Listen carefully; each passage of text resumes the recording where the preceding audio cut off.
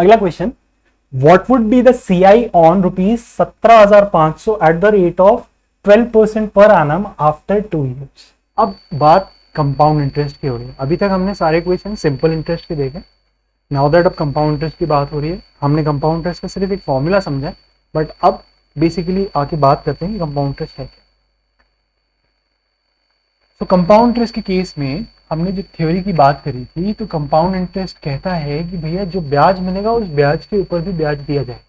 यानी कि let suppose अगर कोई एक प्रिंसिपल है 10,000 रुपए का, रेट ऑफ इंटरेस्ट है 10% पर एनम का, टाइम ड्यूरेशन है 3 साल का, और आपसे पूछा जाता है कि कंपाउंड इंटरेस्ट क्या होगा। सो फॉर्मूला से अगर हम बात करें तो फॉर्मूला सीधा सीधा क्या कहता है, अमाउंट का फॉर्मूला हमें पता है, amount is equals to principal into 1 plus R percent की पावर एन। एन डिनोट्स कितनी बार ब्याज मिला होगा। अब कितनी बार ब्याज मिला होगा, क्वेश्चन में जब तक ये बोला जा रहा है कि कंपाउंडिंग एनुअली हो रही है, कंपाउंडिंग एनुअली का मतलब क्या, ब्याज जो है उसे प्रिंसिपल में जोड़ेंगे लेकिन हर साल के अंत में, हर साल के अंत में, तो उसका सीधा सीधा मतलब है कि जो एन है ये दर्शाएगा कितने सालों के लिए ये ट्रांजैक्शन किया। लेकिन अगर मान लीजिए बोल दिया जाता है कि कंपाउंडिंग हाफ ईयरली हो रही है, कंपाउंडिंग हाफ ईयरली का मतलब क्या होता है कि हर 6 माही में, हर 6 महीने के बाद जो ब्याज है उसको कैलकुलेट कर लिया जाएगा। तो 3 साल के अंदर, एक साल के अंदर 6 महीने कितनी बार आते हैं, 2 बार आते हैं। एक साल में 12 महीने होते हैं, तो 6 महीने के बाद कंपाउंडिंग हो जाएगी। 6 महीने के बाद 10,000 पे कुछ ब्याज मिल जाएगा, उस ब्याज को 6 महीने के बाद ही प्रिंसिपल में जोड़ लिया जाएगा। कब तक, फिर अगले 6 महीने तक, अगले 6 महीने तक, उसके बाद फिर जो ब्याज आएगा फिर से उसको प्रिंसिपल में जोड़ लिया जाएगा। तो एक साल में मुझे इफेक्टिवली ब्याज कितनी बार मिल गया, 2 बार। कंपाउंडिंग कितनी बार हो गई, 2 बार हो गई। तो 3 साल में मुझे ब्याज मिल कितनी बार जाएगा, मुझे 6 बार ब्याज मिल जाएगा। ऐसी सूरत में ये जो n है ये 3 नहीं होकर के ये शो करेगा 6। बट वहां पे जो हमें ध्यान देने वाली चीज होगी वो ये कि रेट परसेंट की डेफिनेशन क्या होती है, रेट परसेंट पर एनम, यानी 10% तो साल का देते हैं। अब अगर कंपाउंडिंग आप हाफ ईयरली कर रहे हैं, यानी हर 6 महीने में आप ब्याज ले रहे हैं, तो साल का 10% देंगे तो 6 महीने का कितना देंगे, 5%, आधा कर देंगे। क्लियर है। वहीं पे अगर मान लीजिए बोल दिया जाता है कंपाउंडिंग क्वार्टरली होगी, क्वार्टरली यानी हर 3 महीने के बाद, हर तिमाही में, तो एक साल में कितने क्वार्टर्स आते हैं, 4 क्वार्टर्स आते हैं। तो 4 क्वार्टर आते हैं, यानी कि एक साल के अंदर जो ब्याज है वो मुझे कितनी बार मिलेगा, हर 3-3 महीने में मिलेगा। तो हर 3-3 महीने में यानी 4 बार ब्याज मिलेगा एक साल के अंदर। तो 3 साल में कितनी बार ब्याज मिल जाएगा, तो 4 × 3 12 बार ब्याज मिलेगा। तो यहाँ पे एन की वैल्यू क्या आ जाएगी, 12 आ जाएगी। लेकिन वहीं पे अगर मैं रेट ऑफ इंटरेस्ट की बात करूं तो 10% साल भर का था, तो तिमाही का यानी 1/4, साल का 1/4, तो 10 का 1/4 यानी 2.5% का ब्याज दर फिर हम कैलकुलेट करें। इस चीज को हमें ध्यान में रखना पड़ेगा। फिलहाल इसको सॉल्व करके देखते हैं। फिलहाल अभी मैंने कुछ नहीं कहा है, कंपाउंडिंग है, एनुअली मान के चलेंगे। प्रिंसिपल है 10,000, रेट ऑफ इंटरेस्ट है 10%, टाइम है 3 साल। अमाउंट का फॉर्मूला ये है, so amount is equals to 10,000 in bracket 1 plus 10% की फ्रैक्शनल वैल्यू 1/10, इसकी पावर कितनी 3, 1 प्लस 1/10 कितना होता है 11/10, 11/10 का क्यूब 10,000, 11 × 11 × 11 अपॉन 10 × 10 × 10,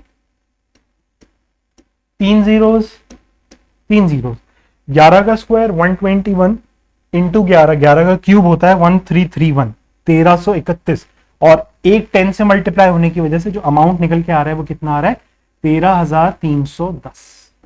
ये अमाउंट निकल के आ रहा है फॉर्मूला से।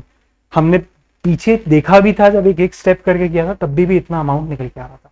अब अगर मान लीजिए हमसे सिर्फ कंपाउंड इंटरेस्ट की बात करी जाए कि कंपाउंड इंटरेस्ट कितना होगा, सो मैंने बताया था amount is equals to interest plus principal होता है। और अगर मुझे सिर्फ सीआई निकालना है तो कैसे निकालूंगा, अमाउंट में से प्रिंसिपल माइनस कर दूंगा।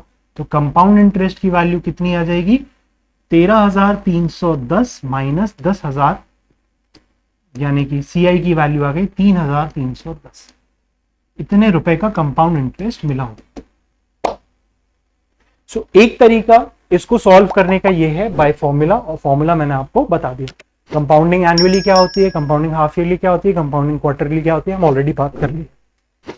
लेकिन इसको सॉल्व करने का एक दूसरा तरीका भी है। वो दूसरा तरीका है टैबुलर फॉर्मेट, जिसमें हम लोग एक्चुअली देखेंगे कि हमें ब्याज कितना मिल रहा है। वो कैसे होगा, वो कुछ इस तरीके से उसका रिप्रेजेंटेशन रहेगा। प्रिंसिपल कितना है, 10,000 है। अब 10,000 में अगर मैं एक साल की बात करूं तो पहले साल में मुझे जो भी ब्याज मिलना है वो प्रिंसिपल पे मिलना है। रेट ऑफ इंटरेस्ट कितना बोला था, रेट ऑफ इंटरेस्ट बताया था मैंने आपको 10%, और टाइम मैंने बताया था 3 साल की बात चल रही है। कितने साल की बात चल रही है, 3 साल की बात चल रही है। तो 10,000 का 10%, 10,000 का 10% कितना होता है, 1,000, ये मुझे ब्याज मिलेगा, राइट। अब जब मैं सेकेंड ईयर के एंड की बात करता हूं तो सेकेंड ईयर के एंड में मुझे प्रिंसिपल का 10% तो ब्याज मिलेगा। तो 10,000 का 10% यानी 1,000 रुपए, मुझे ये ब्याज तो मिलेगा ही मिलेगा। लेकिन जो मैंने पिछले साल के एंड में 1,000 रुपए कमा लिया था, मुझे इसका भी 10% मिलेगा। यही कंपाउंड इंटरेस्ट में डिफरेंट होता है, जो कि सिंपल इंटरेस्ट में नहीं होता है। तो यानी कि अगर मैं कंपाउंड इंटरेस्ट की बात कर रहा हूं तो मुझे 1,000 का 10% यानी कि 100 रुपए एक्स्ट्रा मिलेगा।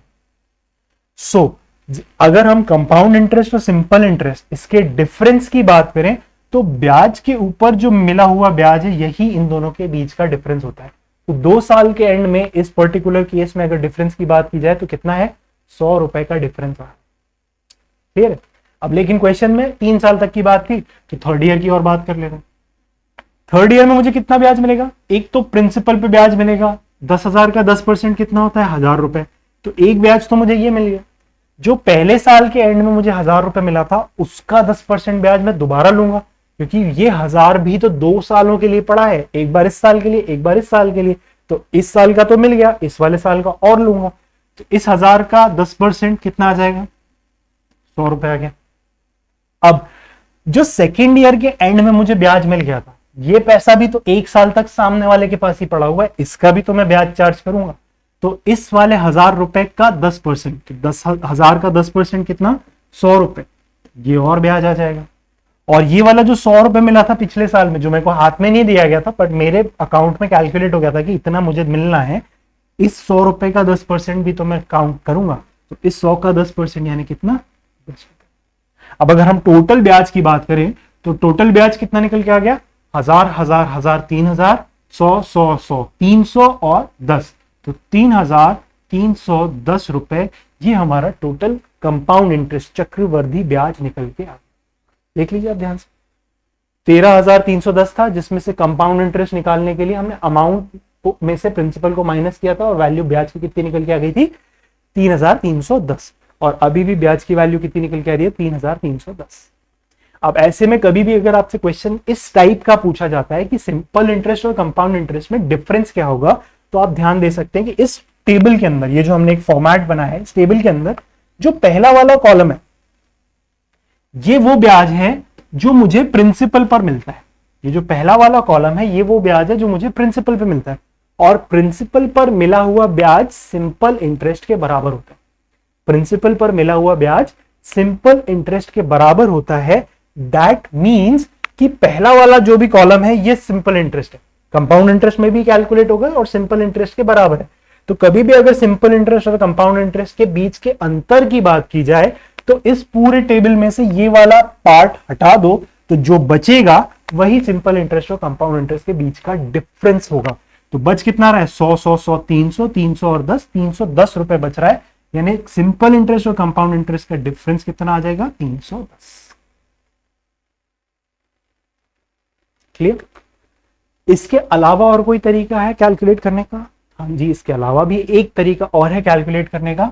वो तरीका क्या है, वो तरीका हमने सीखा था रेशोज में।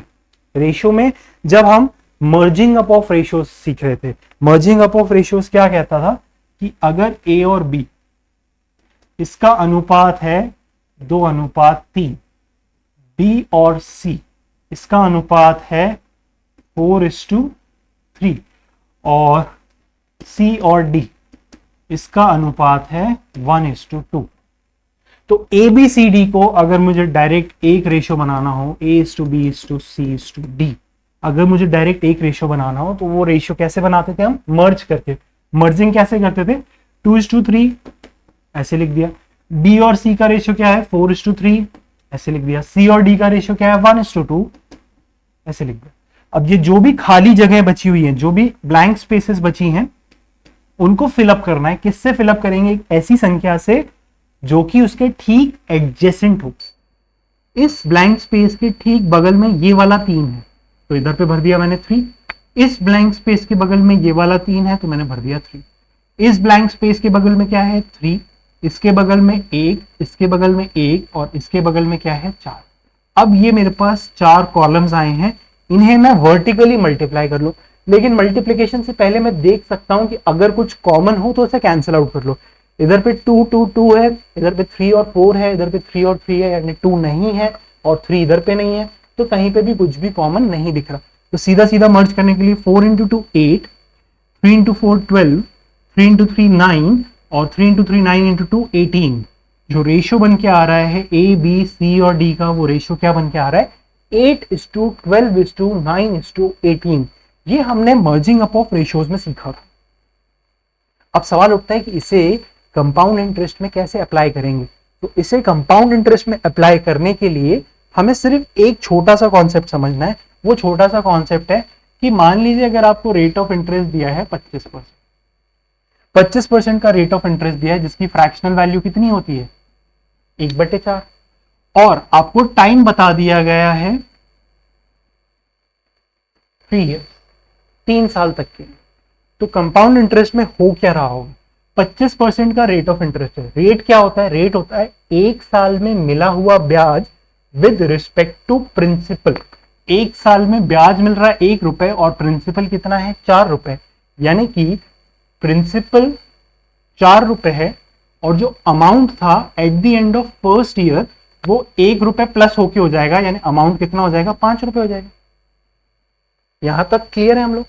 और जब कंपाउंड इंटरेस्ट की बात करते हैं तो कंपाउंड इंटरेस्ट में पहले साल में जो टोटल मिश्रित धन बन जाता है, जो पहले साल में टोटल अमाउंट बन जाता है, वो पूरे के पूरे अमाउंट पर ब्याज मिलेगा आपकी बार मुझे, ना कि प्रिंसिपल पर, ना कि इंटरेस्ट पर पूरे के पूरे अमाउंट पर ब्याज मिलेगा। सो दूसरे साल के एंड की अगर मैं बात करूं तो फिर से मुझे 25% का ब्याज मिलना है, लेकिन 25% किसका? इस वाली वैल्यू का। तो ये वाली वैल्यू अगर 4 है तो इस पे 1 का ब्याज मिलेगा, यानी जो अमाउंट हो जाएगा वो कितना हो जाएगा? 5 हो जाएगा। अब ये चीज कितने साल तक हुई है? 3 सालों तक। तो तीसरे साल का जो अमाउंट होगा वो अमाउंट और दूसरे साल के अमाउंट, इसके बीच का जो रेशियो निकल के आएगा वो फिर से रेशियो कितना आ जाएगा? 4:5 का रेशियो निकल के आ जाएगा। क्लियर? अब जैसे ही हम इसको कैलकुलेट करने जाते हैं, हमने सीखा था कहां पे? Compounding merging up of ratios में कि ए और डी का यदि मुझे डायरेक्टली रेशियो बनाना है, यदि मुझे ए और डी का डायरेक्टली रेशियो बनाना है, ऐसी सूरत में मुझे ये खाली स्थान भरने की जरूरत नहीं है, मैं डायगोनली इन 2 कॉलम्स को मल्टीप्लाई कर लूं। 2 × 4 8, 3 × 3 9 × 2 18। तो ए और डी का जो रेशियो बन के आ रहा है 8:18 का बन के आ रहा है। डायगोनली मल्टीप्लाई करना है। वही चीज अगर मुझे प्रिंसिपल और 3 साल के अंत में जो अमाउंट है इसका डायरेक्ट रेशियो निकालना है तो डायरेक्ट रेशियो मैं निकाल सकता हूं। मुझे ये खाली जगह भरने की जरूरत नहीं है, बस डायगोनली मल्टीप्लाई कर लो। 4 का क्यूब, 4 का क्यूब कितना होता है? 64। और 5 का क्यूब, 5 का क्यूब कितना होता है? 125। यानी कि प्रिंसिपल अगर 25% का ब्याज है, टाइम 3 साल है, कंपाउंड इंटरेस्ट कंपाउंडिंग एनुअली का क्वेश्चन है, तो उस सूरत में प्रिंसिपल का और अमाउंट का एक डायरेक्ट रेशियो निकल के आ जाएगा 64:125। अब आपको जो भी प्रिंसिपल की वैल्यू दी हुई हो उससे इक्वेट करके एक पार्ट की वैल्यू निकाल लें, 125 से मल्टीप्लाई कर लें, फाइनल अमाउंट निकल के आ जाए।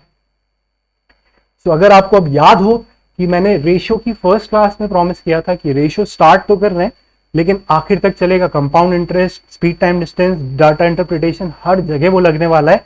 So that is what I have fulfilled। उस प्रॉमिस को मैं फुलफिल करता हुआ यहाँ पे बता रहा हूँ कि अभी भी देखो हमने मर्जिंग अप ऑफ रेशियोज का कॉन्सेप्ट लगा के कंपाउंड इंटरेस्ट, जो कि बहुत टिपिकल टॉपिक है, उसको इतना ज्यादा सिंप्लीफाई कर दिया। अब जो पिछला एग्जाम्पल हमने लिया हुआ था ये 10% का और 3 साल का, इसको अगर लेता हूं तो 10% की फ्रैक्शनल वैल्यू क्या होती है? 10% की फ्रैक्शनल वैल्यू होती है 1/10, यानी प्रिंसिपल अगर 10 होगा तो अमाउंट कितना होगा? 1 रुपए का ब्याज मिल रहा होगा, यानी अमाउंट कितना होगा? 11। कितने सालों की बात चल रही है? 3 सालों की बात चल रही है, तो प्रिंसिपल और फाइनल अमाउंट 1 साल के बाद का अमाउंट तो 11 होगा और प्रिंसिपल 10 होगा, लेकिन अगर फाइनल अमाउंट 3 साल के बाद के अमाउंट की मैं बात करूं तो प्रिंसिपल होगा 10 का क्यूब और अमाउंट होगा 11 का क्यूब। ये इस लॉजिक के हिसाब से, तो 10 का क्यूब यानी कितना? 1000 और 11 का क्यूब यानी कितना? 1331। और प्रिंसिपल की वैल्यू हमको देके रखी हुई है, कितनी देके रखी है? 10,000। 1000 पार्ट्स की वैल्यू अगर 10,000 है तो एक पार्ट की वैल्यू कितनी? 10। एक पार्ट की वैल्यू 10, तो 1331 पार्ट्स की वैल्यू कितनी? 13,310। ये आंसर आ गया। क्लियर है? तो कितना भी डिफिकल्ट क्वेश्चन हो, कितना भी टिपिकल क्वेश्चन हो, सॉल्व हो सकता है। जस्ट हमें सारे जो लिंक्स अभी तक हमने बनाए थे, रेशियो के, परसेंटेज के, एवरेज के, उन सबको अब जोड़ने का टाइम आ गया। ये वो टॉपिक्स हैं, कंपाउंड इंटरेस्ट हो गया, स्पीड टाइम डिस्टेंस हो गया, प्रॉफिट एंड लॉस हो गया, ये वो टॉपिक्स होते हैं जहां पे आज तक हमने जितने भी बेसिक कॉन्सेप्ट सीखे थे, एवरेज के, मिक्सचर एलिगेशन के, रेशियोज के और परसेंटेज के, इन चारों टॉपिक्स को जब आप कंबाइन करके लगाते हो तब जाके क्वेश्चन आपका बहुत ही सिंपल बन जाता है। So that is what, that is how we are going to solve the questions आगे। देखिए अगला क्वेश्चन है, what would be the compound interest on 17,500 at the rate of 12% per annum after 2 years। अब 12% की value दी है और मुझसे सिर्फ कंपाउंड इंटरेस्ट पूछा है, अमाउंट पूछा नहीं है, तो मैं फॉर्मूला लगाए बगैर प्रिंसिपल लिखा 17,500, एक साल के बाद इसका 12% मुझे ब्याज मिलना है, तो इसका 10% कितना हो गया? 1750। 1% कितना हो गया? 175 और 2% 175 का दुगना कितना? 350। 1750 10% और 350 2%, तो 1750 और 350 यानी कितना? 2100 रुपए। ये ब्याज मुझे मिलने वाला है एक साल के एंड में। 2 साल की अगर मैं बात करता हूं, 2 साल के एंड में तो प्रिंसिपल का 12% यानी 17,500 का 12% यानी 2100 रुपए तो मुझे मिलेगा ही मिलेगा, और पिछले साल जो मुझे 2100 मिला था इसका भी 12% मिलेगा। भाई 2100 का 10% आ गया 210, 1% हुआ 21, 2% हुआ 42, 210 और 42 यानी 252। अब टोटल अगर मुझसे सिर्फ ब्याज की बात चल रही है, यानी सारा ब्याज मिला करके 4,200 ये और 200 ये, तो 4,452 रुपए का मुझे ब्याज मिल रहा है। ये रहा आंसर। समझता हूं कहीं से कहीं तक कोई जरूरत नहीं है स्कूल में जो फॉर्मूला सीखा था, amount is equals to principal in bracket 1 + 12/100 to the power 2 minus principal करने की। ये इतना कॉम्प्लिकेटेड कैलकुलेशन करने की कहीं से कहीं तक कोई जरूरत नहीं है। ठीक, अब इधर पे 28 का स्क्वायर अपॉन 25 का स्क्वायर, फिर 25 के स्क्वायर से इसको कैंसिल आउट करो, फिर 28 से मल्टीप्लाई करो, जो वैल्यू आ रही है उसको में से इसको माइनस करो। क्या मतलब बैठता है? कहीं से कहीं तक कोई मतलब नहीं बैठता। तो इस क्वेश्चन को स्पेसिफिकली सॉल्व करने का जो सिंपलेस्ट तरीका है वो है हमारा tabular method. Clear? Moving on, what would be the compound interest obtained on an amount of rupees 12,000 at the rate of 9% per annum for 3 years। Again compound interest पूछ लिया है, कितने साल के लिए? 3 साल के लिए। प्रिंसिपल पता है, रेट ऑफ इंटरेस्ट पता है। Compounding annually, half yearly, quarterly, semi annually कुछ नहीं बोली है। इसका सीधा सीधा मतलब ये है कंपाउंडिंग एनुअली हो रही है, साल में एक बार ब्याज मिलेगा, जो रेट ऑफ इंटरेस्ट दिया वही रेट ऑफ इंटरेस्ट कैलकुलेट करें। कैसे करें? प्रिंसिपल दे दिया कितना? 12,000। पहले साल के एंड की मैं बात करूं तो 12,000 का 9%, 10% होता है 1200, 1% होता है 120, 1200 में से 120 चला गया तो 1080। यह है कि एक साल के एंड का ब्याज। आप ऐसे भी कैलकुलेट कर सकते हो, 12 नंबर 108 और एक जीरो ही आ जाएगा, डबल जीरो कैंसिल हो जाएंगे, तो 108 और एक जीरो यानी 1080, तब भी आप कैलकुलेट कर सकते हो। तो 12,000 का 9% हो गया 1080, जो कि मुझे पहले साल के एंड में मिलने वाला है। ठीक, अब दूसरे साल में मुझे कितना मिलेगा? इसका 9% तो मिलेगा ही सही, यानी 1080 तो मुझे मिलेगा ही, और साथ ही साथ जो पहले साल 1080 मिला था इसका भी 9% मिलेगा। इसका 1% कितना हो गया? 10.8, इसका 9 गुना, 10 का 9 गुना 90, 8 का 9 गुना 72 यानी 7.2, 97.2, इतना मुझे ब्याज और नहीं। ठीक, अगर तीसरे साल के एंड की बात करूं तो तीसरे साल में 12,000 का 12,000 का 9% यानी 1,080 ये मिलने वाला है। पहले साल में जो 1,080 मिला था इसका 9% यानी कि 97.2 ये मिलने वाला है। और दूसरे साल में जो 1,080 मिला था इसका 9% यानी फिर से 97.2 ये मिलने वाला है। और दूसरे साल में जो मुझे 97.2 मिला था इसका 9%। अब 97.2 का 9%, 1% कितना होगा 0.97, उसका 9 गुना 99 से 81 होता है, तो 8.1 के आसपास, 8.1 से थोड़ा बड़ा होगा यानी 9 के आसपास का फिगर होगा। अगर ये पूरा 100 होता तो 100 का 9% 9 होता है और 97 का 9% कितना हो रहा है 8.1 से हल्का सा ज्यादा, तो 8.5 के आसपास की वैल्यू होनी चाहिए। अप्रोक्सीमेट कैलकुलेशन कर रहा हूं, 1,080 तीन बार है यानी 3,240, 97 97 97, इसको मान लेता हूं 300 हो गया। 300 में से 3 रुपए कम कर दिए तीनों जगहों से यानी कितना 9 रुपए कम हो गया, तो 291। तो इधर पे ये टोटल आ रहा है 3,240। इन तीनों का जब मैं टोटल करता हूं तो इन तीनों का टोटल आ रहा है 291.222 यानी कि 6, और इधर पे कितना 8.5। टोटल किया तो 200 इधर पे आके प्लस हो गया यानी 400, और 90 और आया तो इधर पे 100 और बढ़ जाएगा यानी 500। 3,539 40 के आसपास, 3,540 के आसपास की कोई फिगर बनने वाला है। थोड़ा सा पॉइंट्स में वैल्यू आएगी 0.1 0.2, तो एक ही ऑप्शन दिख रहा है 3,540। क्लियर। अब यहां पे एक सवाल आपका उठ सकता है कि अपन ने कंपाउंड इंटरेस्ट को कैलकुलेट करने के मल्टीपल तरीके देखे हैं। क्या क्या तरीका देखा? एक तो ये टैबुलर फॉर्मेट देखा, एक देखा हमने क्या फॉर्मूला, एक हमने देखा था रेशियो, उसको मर्ज करके जैसे हम निकाल रहे थे। अब वो वाले मेथड्स क्यों नहीं लगा रहे? क्यों? क्योंकि हमें कैलकुलेशन को सिंप्लीफाइड करना है, कैलकुलेशन को सबसे ज्यादा सिंप्लीफाई करना है। अब अगर मैं रेशियो वाली एनालॉजी यहां पर लगाऊं तो रेशियो वाली एनालॉजी 9% की फ्रैक्शनल वैल्यू क्या होती है 9/100। 9% की फ्रैक्शनल वैल्यू होती है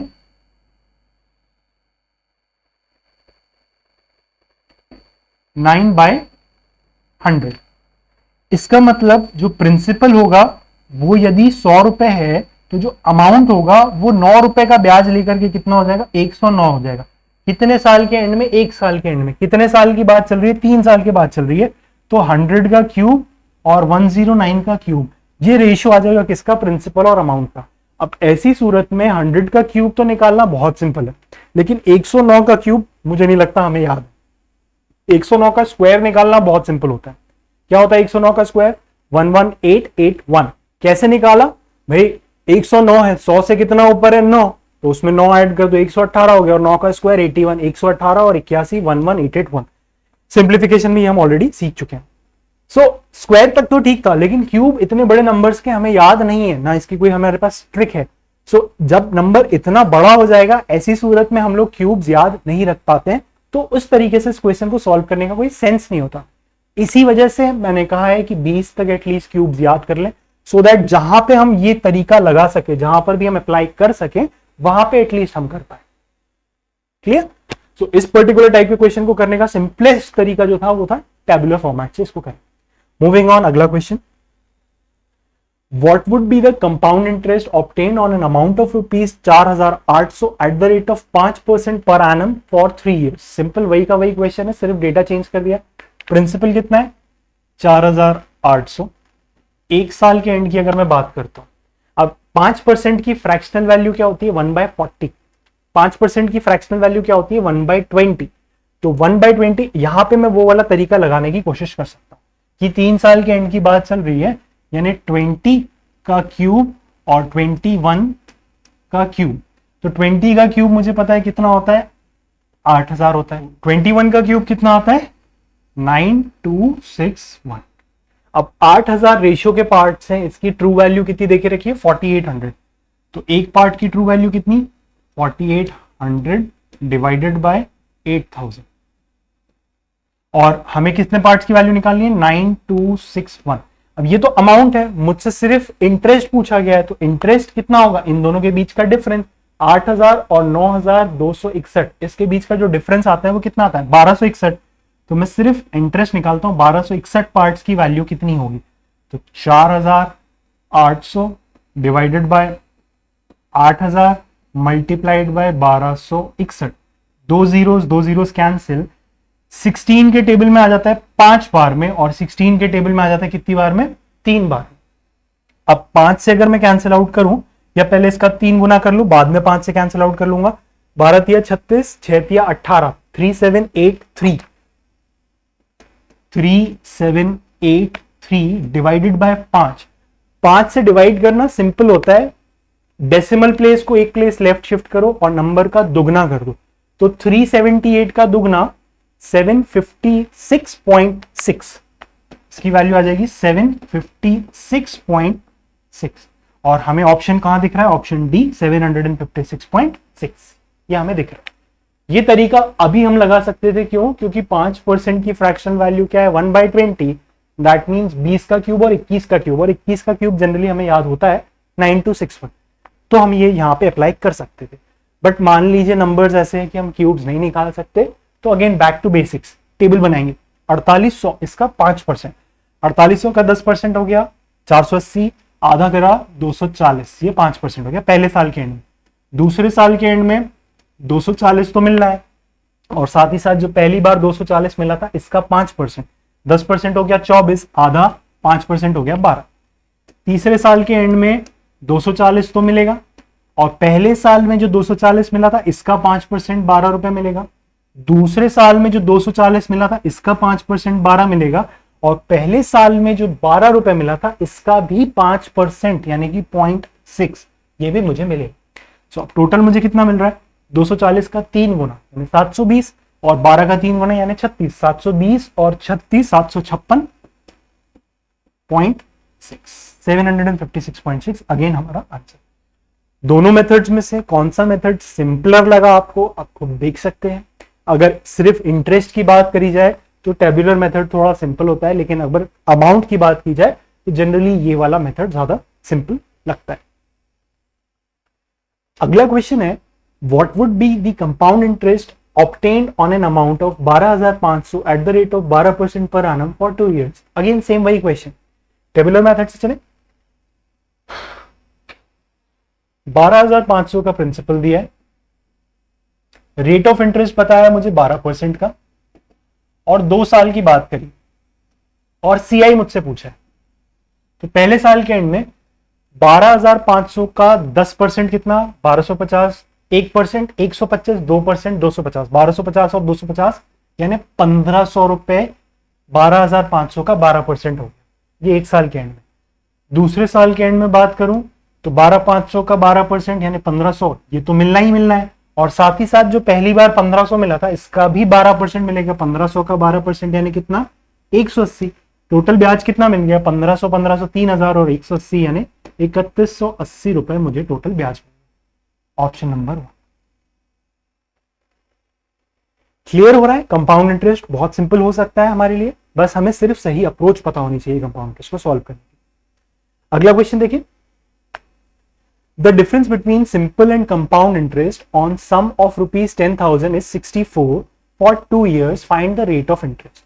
अब देखिए, इस क्वेश्चन को सॉल्व करने के लिए एक डायरेक्ट अप्रोच भी बताऊंगा, बट उससे पहले अगर हम टेबुलर मेथड से चले तो टेबुलर मेथड में हम लोग कंपाउंड इंटरेस्ट और सिंपल इंटरेस्ट के बीच के अंतर की बात करते हैं। प्रिंसिपल कितना बताया इन्होंने, 10,000 बताया। पहले साल के अंत में 10,000 का कुछ परसेंट मुझे मिला होगा, कितना परसेंट है वही तो पूछा है, रेट ऑफ इंटरेस्ट ही तो हमसे पूछा है, कितना पैसा मिला है ये भी नहीं पता, तो मुझे पता है x रुपए तो मिला होगा x रुपए। अब अगर मैं दूसरे साल की बात करूं तो दूसरे साल में इस प्रिंसिपल पे x रुपए तो मिला ही होगा, राइट।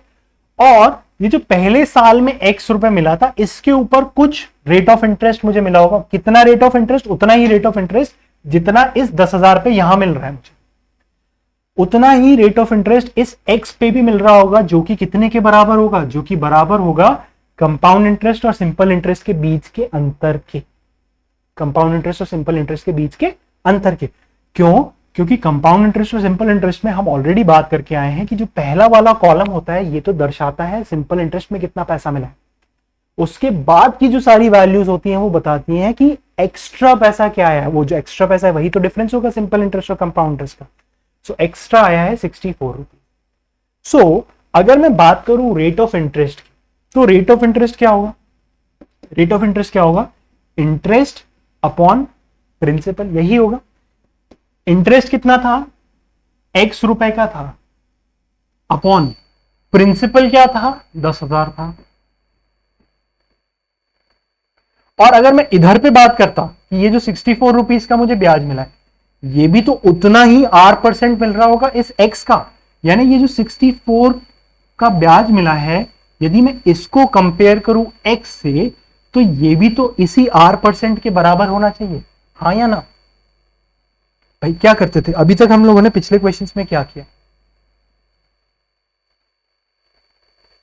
अभी तक हमने पिछले क्वेश्चंस में क्या किया? अगर हम 10% दे रहे हैं तो प्रिंसिपल का 10% यहां मिल रहा है, तो इधर पे ये वाली जो वैल्यू आई है, ये वाली वैल्यू क्या है? ये वाली वैल्यू इस 10% का 10% तो है।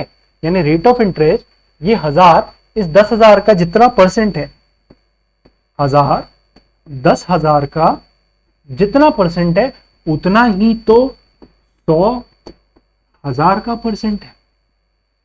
भाई 3 जीरो ये कैंसिल हो जाएंगे, 3 जीरो ये कैंसिल हो जाएंगे, बचेगा क्या? 1/10। 2 जीरो ये कैंसिल हो जाएंगे, 2 जीरो ये कैंसिल हो जाएंगे, बचेगा क्या? 1/10। तो 1,000 रुपए 10,000 का जितना परसेंट है, यानी 10%, 100 रुपए 1,000 रुपए का उतना ही तो परसेंट है, 10 ही तो परसेंट है। तो वही चीज यहां पे भी तो लग रही है कि ये वाला जो x रुपए का मुझे ब्याज मिला होगा, ये इस 10,000 पे मिला होगा, तो x अपॉन 10,000 मल्टीप्लाइड बाय 100, ये हमारा रेट ऑफ इंटरेस्ट होगा। और ये जो 64 रुपए का ब्याज मिल रहा है, ये 64 रुपए का ब्याज इस x रुपए पे मिल रहा होगा, तो 64 अपॉन x इंटू 100, यही रेट ऑफ इंटरेस्ट होगा। तो ये दोनों आपस में कैसे होने चाहिए? ये दोनों आपस में कैसे होने चाहिए? बराबर होने चाहिए। इसका मतलब अगर मैं x स्क्वायर की बात करूं तो x स्क्वायर कितना निकल के आ रहा है? 64 मल्टीप्लाइड बाय 10,000। और यहां से अगर मैं x निकालने की बात करूं तो x की वैल्यू क्या आ जाएगी? अंडर रूट में 64 का अंडर रूट होता है 8 और 10,000 का अंडर रूट होता है 100। तो x की वैल्यू कितनी आ गई? 8 इंटू 100 यानी कि 800। यानी ये वाला जो x है इसकी वैल्यू निकल के आ गई कितनी? 800। 800 रुपए का जो ब्याज था वो मेरा 1 साल का ब्याज निकल के आया है, जो कि 10,000 का कितना परसेंट होगा? 10,000 का 1% होता है 100, 100 का 8 गुना, यानी 1% का 8 गुना, यानी रेट ऑफ इंटरेस्ट कितना निकल के आ गया? 8 का रेट ऑफ इंटरेस्ट निकल गया। इसको कैलकुलेट करने के लिए एक डायरेक्ट अप्रोच भी है। वो डायरेक्ट अप्रोच क्या है? दूसरा तरीका हो सकता था, इस क्वेश्चन को ऑप्शन से भी आप अप्रोच कर सकते हो। यानी कि अगर आपको प्रिंसिपल देके रखा है 10,000 रुपए का प्रिंसिपल है और आपको रेट ऑफ इंटरेस्ट भी ऑप्शंस के फॉर्मेट में देके रखा है, आपको सिर्फ ये चेक करना है कि डिफरेंस बराबर आ रहा है कि नहीं। पहले साल के एंड में बात करें, हम ऑप्शन उठा लेते हैं, चलो 64% उठा लेते, तो 10,000 का 64% कितना होगा? 6,400। दूसरे साल में क्या मिलेगा मुझे? दूसरे साल में 10,000 का 64% यानी 6,400 तो मिलेगा ही मिलेगा। अब मुझे बस ये देखना है कि सिंपल इंटरेस्ट और कंपाउंड इंटरेस्ट का जो डिफरेंस होगा, यानी इस ब्याज के ऊपर जो ब्याज मिला होगा, ये वाली वैल्यू, अगर ये वाली वैल्यू 64 आ गई, क्योंकि डिफरेंस देके रखा हुआ है 64, तो मेरा ऑप्शन करेक्ट है। अगर नहीं तो ऑप्शन गलत है, सेकंड ऑप्शन उठाएंगे। तो अब 6400 का 64%, तो डबल जीरोस तो परसेंट से कैंसिल आउट हो जाएंगे, 64 का स्क्वायर आ जाएगा। अब 64 का स्क्वायर नहीं चाहिए मुझे, यहाँ पे सिर्फ 64 चाहिए, यानी ये वाला ऑप्शन मेरा क्या हो गया? गलत हो गया। अगर मैं 2% उठाता हूं तो 2% के केस में क्या होगा? 10,000 का 2% यानी कितना? 200। अगले साल फिर से 200 मिलेगा और 200 का 2%, 200 का 2% कितना मिल रहा है? 4 मिल रहा है। चाहिए कितना? 64, यानी ये ऑप्शन भी कैसा हो गया? गलत हो गया। तीसरा ऑप्शन देखें, ऑप्शन नंबर सी, 4% लिया, 10,000 का 4% कितना? 400, और 400 का 4% कितना? 16, 16 नहीं 64 चाहिए, तो यानी ये वाला ऑप्शन भी कैसा हो गया? सो ले देकर के ऑप्शन नंबर 8 करेक्ट ऑप्शन होगा। कैसे होगा एक बार चेक कर लो भैया। पहले साल के एंड में 10,000 का 8%, 10,000 का 8% यानी कितना, 800 रुपए मिलेगा। दूसरे साल के एंड में 800 रुपए तो मिलेगा ही मिलेगा, और 800 का 8%, 8 इंटू 8 is 64, 64 ये जो मिल रहा है एक्स्ट्रा, यही सिंपल इंटरेस्ट और कंपाउंड इंटरेस्ट का डिफरेंस होगा। क्लियर। अगला क्वेश्चन देखिए। क्वेश्चन है the difference between simple and compound interest compounded annually on a certain sum of money for 2 years at 4% per annum is 1। The sum is, यानी अब की बार इनने डिफरेंस दे दिया, प्रिंसिपल नहीं बताया, प्रिंसिपल बताया ही नहीं इनने रेट ऑफ इंटरेस्ट दे दिया है और फाइनली डिफरेंस दे दिया है। यानी 1 साल के एंड में 2 साल के एंड में इधर पे मिल रहा होगा 4%, किसका, प्रिंसिपल का। इधर पे भी मिल रहा होगा 4%, किसका, प्रिंसिपल का। और इधर पे मिल रहा होगा 4%, किसका, इस वाली वैल्यू का। सो 4% की वैल्यू अगर 1 है तो 100% की वैल्यू कितनी होगी, 100% की वैल्यू कितनी होगी। इसको 25 से मल्टीप्लाई किया तो इसको भी 25 से मल्टीप्लाई किया, 100% आ गया 25। यानी ये वाली जो वैल्यू है, ये वाली वैल्यू, ये कितनी निकल के आ गई, 25। 25 वैल्यू है, लेकिन ये प्रिंसिपल का 4% है। तो 4% अगर 25 के बराबर, तो 100%, 4 को अगर 100 बनाना है 25 से मल्टीप्लाई करेंगे, तो 25 को 25 से मल्टीप्लाई किया यानी कितना, 625। प्रिंसिपल कितना निकल के आ गया, 625। समझ में आया। अब 4% की फ्रैक्शनल वैल्यू क्या होती है, 4% की फ्रैक्शनल वैल्यू होती है 1/25। सो 1/25 यानी अगर प्रिंसिपल 25 होता तो ब्याज कितना मिलता, 1 रुपए का ब्याज मिलता। ब्याज कितना मिलता, 1 रुपए का ब्याज मिलता। एंड सेकेंड ईयर की अगर मैं बात करूं तो सेकेंड ईयर में भी प्रिंसिपल अगर 25 रुपए है तो 1 रुपए का ब्याज मिलेगा, और जो पिछली बार 1 रुपए का मुझे ब्याज मिला था, इसका भी 1/25 इतना मुझे ब्याज, राइट। और इसकी वैल्यू, ट्रू वैल्यू मुझे देके रखी हुई है क्वेश्चन में, कितनी है, 1 है। तो 1/25 पार्ट्स की ट्रू वैल्यू है 1, तो एक पार्ट की ट्रू वैल्यू कितनी होगी, एक पार्ट की ट्रू वैल्यू होगी 25, उधर जाके क्रॉस मल्टीप्लाई हो जाएगा, 25 हो जाएगा। सो मेरे 25 पार्ट्स की ट्रू वैल्यू कितनी होगी, 25 पार्ट्स की ट्रू वैल्यू हो जाएगी 25 इंटू 25 यानी 625। इस तरीके से भी निकाल सकता हूं। यहां पे और यहां पे डिफरेंस क्या था, यहां पे और यहां पे डिफरेंस सिर्फ ये था कि यहां पे हम रेशियोज लेकर के चले गए। कैसे रेशियोज लिए, 4%, 4% की फ्रैक्शनल वैल्यू बनी। फ्रैक्शनल वैल्यू कितनी होती है, 1/25, यानी प्रिंसिपल अगर 25 है तो ब्याज कितना मिल रहा होगा, 1 रुपए, यही रेशियो चल रहा होगा। तो 25 रुपए अगर प्रिंसिपल था तो 1 रुपए का ब्याज मिला होगा 1 साल के अंत में। दूसरे साल की अगर मैं बात करूं तो 25 रुपए का प्रिंसिपल था तो 1 रुपए का ब्याज तो मिलेगा ही मिलेगा, लेकिन ब्याज के ऊपर भी ब्याज मिलेगा। तो 1 का 25%, सॉरी 1 का 4% यानी 1 इंटू 1/25 इतना मुझे ब्याज मिलेगा। यही मेरा डिफरेंस होगा सिंपल इंटरेस्ट और कंपाउंड इंटरेस्ट के। और इसकी ट्रू वैल्यू क्वेश्चन में मुझे देके रखी हुई 1 रुपए के बराबर है। तो रेशो के 1/25 पार्ट्स की ट्रू वैल्यू 1 है, तो रेशो के 1 पार्ट की ट्रू वैल्यू क्या होगी, ये 25 जाके क्रॉस मल्टीप्लाई हो जाएगा, तो रेशो के 1 पार्ट की ट्रू वैल्यू आ गई 25, और रेशो के 25 पार्ट्स की ट्रू वैल्यू क्या होगी, 25 into 25, 625। I hope this question is clear. Moving on, अगला क्वेश्चन देखेंगे। Find the compound interest on ₹12,500 at 8% per annum for 9 months compounded quarterly. अब यहां पे क्वेश्चन में इन्हें कंपाउंडेड क्वार्टरली बोल दिया। कंपाउंडेड क्वार्टरली का मतलब क्या, हर तिमाही में कंपाउंडिंग करेंगे, हर तिमाही में कंपाउंडिंग करेंगे, ठीक है। तो 9 months के अंदर, 9 months के अंदर तिमाही कितनी बार आती है, 3 बार। यानी जो मुझे ब्याज मिलने वाला है वो टोटल कितनी बार कैलकुलेट होने वाला है, 3 बार कैलकुलेट होगा। और अगर मैं रेट ऑफ इंटरेस्ट की बात करूं तो 8% पर एनम, यानी ये जो ब्याज की दर है ये साल भर के ब्याज की दर है। तो तिमाही 3 महीने 12 महीने का कितना पार्ट है, 3/12, 1/4 है।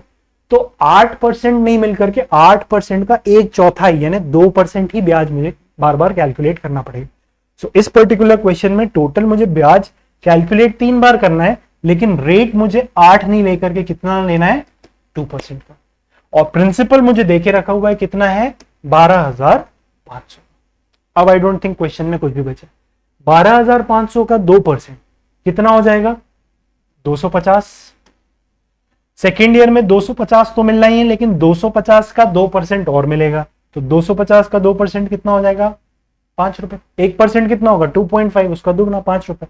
अब थर्ड ईयर में 12,500 का 2% यानी 250।